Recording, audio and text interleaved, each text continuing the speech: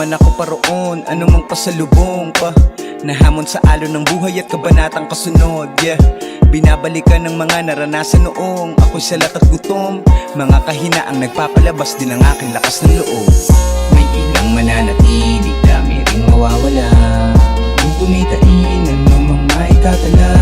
Hindi man dumating ang bawat sana nanana.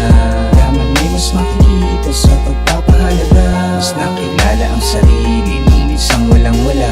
Aanin na nakamit kung tila di ang masaya. Sa malaki o maliit na gantimpala lalala. Yaman may mas makikita sa pagpapahalaga. Buhay ay walang tigil na pakikipagsapalaran. Buhat din ang pag-ibig kung ba't sumisiglang galawan. Sa tuwing nabibigatan, parang hindi na makatagal. Mga ngiti ng minamahal, napakabisang pampagaan. Nung una wala pang muwang, naduduwag, hinahatid sa eskwela. Di nagtagal sa kakulitan, ang dami na rin pumeklat.